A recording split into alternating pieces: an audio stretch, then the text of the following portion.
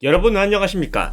득철물을 사랑하는 남자 슈퍼라이더 타임입니다. 오늘은 조금 특별한 이야기를 해보려고 합니다. 바로 가면라이더와 괴인에 대해 깊게 파헤치는 가면라이더 백과입니다.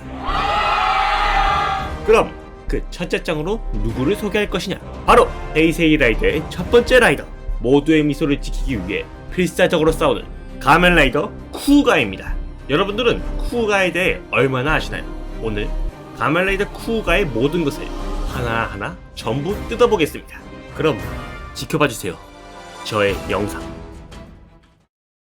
우선 가장 근원적인 이야기인 쿠우가는 누가 변신하는가에 대해 알아보겠습니다. 가면라이더 쿠우가는 모험가 고다이 유스케가 변신하는 가면라이더로 초고대 시대에 만들어진 아클이라는 변신 벨트로 변신하죠.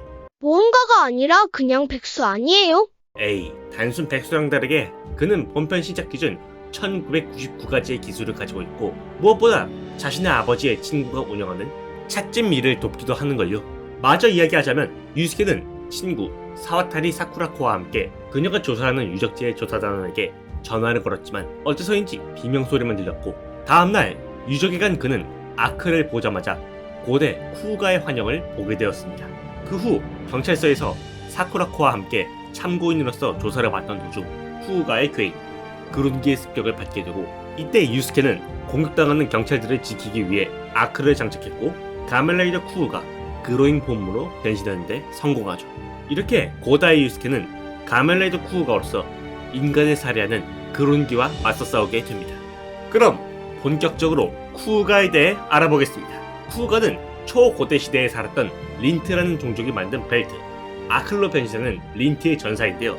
이들은 전투, 살인과 같은 개념조차 존재하지 않을 정도로 싸움을 좋아하지 않는 온화한 민족이지만, 그룬기가 지속해서 습격을 하자 그들을 막기 위해 아클과 쿠우가를 만들었습니다. 쿠우가의 겉모습을 본다면 디자인이 묘하게 사슴벌레와 닮았는데, 이는 린트가 사슴벌레를 신의 사자라고 부르며 숭배하기 때문입니다. 그냥 벌레같이 약해서 그러는 거 아니에요? 한 번만 더 헛소리를 한다면 그 몸에다가 라이더 킥을 먹여주겠어요. 아무튼 기본적인 변신 시스템은 아클을 장착하면 장착자의 몸과 아클이 융합되고, 아클의 안에 있는 영석, 아마담의 힘 중 하나인 물질을 원자 단위로 분해 및 재구성을 하는 힘, 모핑 파워로 신체 능력을 강화시킨 뒤 생체 갑옷을 형성하는 것으로 변신할 수 있습니다. 거기에 봉인 에너지라는 특수한 에너지를 발산할 수 있어 초고대 시대 때는 이것으로 그룬기들을 봉인했고, 현대에는 그룬기들을 폭사시키기도 하죠. 봉인 에너지인데 어째서 봉인이 아니라 죽는 거죠? 나이스 퀘스천. 쿠우가를 보다 보면 분명 봉인 에너지라는데 이상하게 그룬기들이 전부 폭사하는 장면들을 보셨을 겁니다. 물론 폭사를 하는 이유는 봉인 에너지가 그룬기의 핵에 닿으면 서로 반응해서 폭발하는 것이지만, 어째서 봉인이라는 이름이 붙여졌으면서 봉인 대신 전부 죽이는 것이냐는 의문이 생기실 텐데요. 이에 대해 확실한 답은 나오지 않았지만 대부분의 팬들이 추측하기로는 유스케가 늘 풀파워로 봉인 에너지를 사용하기 때문이 아니냐고 가설을 세웠습니다. 아무튼 봉인 에너지 외에도 모핑 파워 역시 발산할 수 있어서 쿠우가는 폼 체인지는 물론 자신이 잡고 있는 물건을 무기로 바꾸는 것이 가능하죠. 이번엔 쿠우가의 폼 체인지에 대해 알아보겠습니다.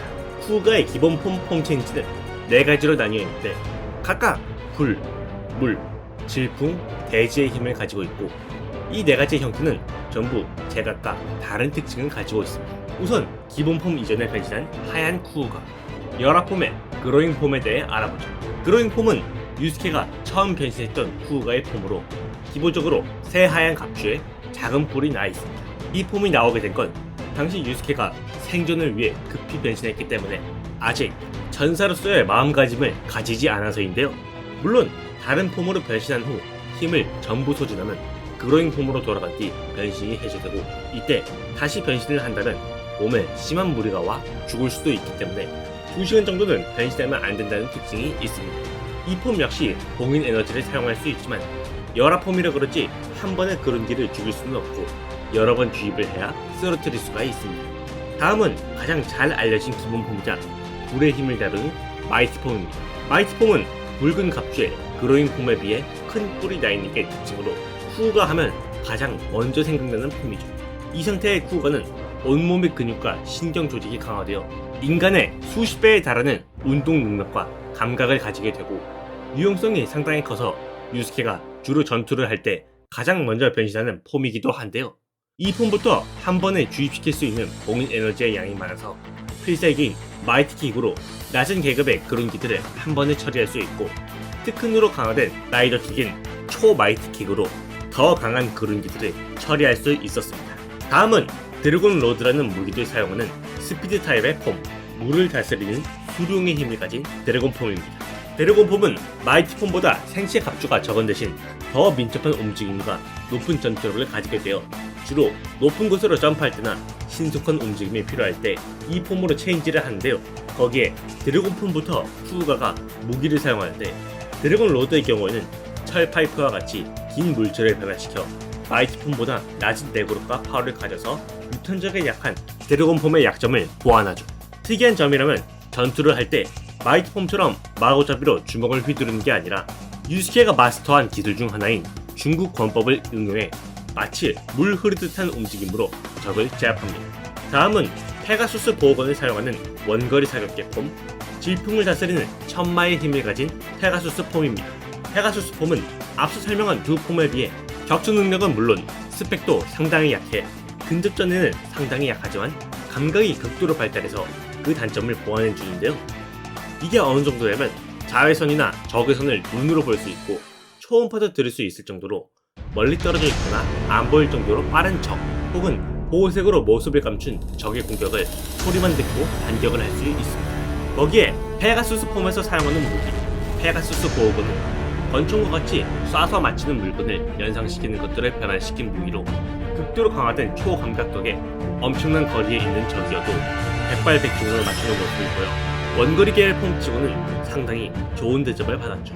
안타까운 건 극도로 강화된 감각을 통해 상상 이상의 정보량이 한 번에 들어오기 때문에 페가수스 폼의 유지 시간은 50초 정도밖에 안 되고, 50초를 넘었을 경우 유스케의 뇌가 견디지 못하고 탈진하면서 그로잉 폼을 거쳐 강제로 변신이 풀리게 되죠. 이런 특징 때문에 등장시는 많지 않고 필요할 때만 사용하는 비장의 카드로서 사용됩니다. 마지막으로 소개해드릴 폼 체인지는 대지를 다스리는 거인의 힘을 지닌 타이탄 폼입니다. 타이탄 폼은 전신 근육의 강화가 더욱 증대되어 맹렬한 파워를 낼 수 있는 파워 타입으로 생체 갑옷 역시 강화되어 상당히 높은 방어력을 가지고 있죠. 이 방어력 속에 타이탄 폼의 푸우가는 적의 공격을 정면 돌파하며 천천히 걸어가 상대를 압박하는 전법을 주로 사용하는데요.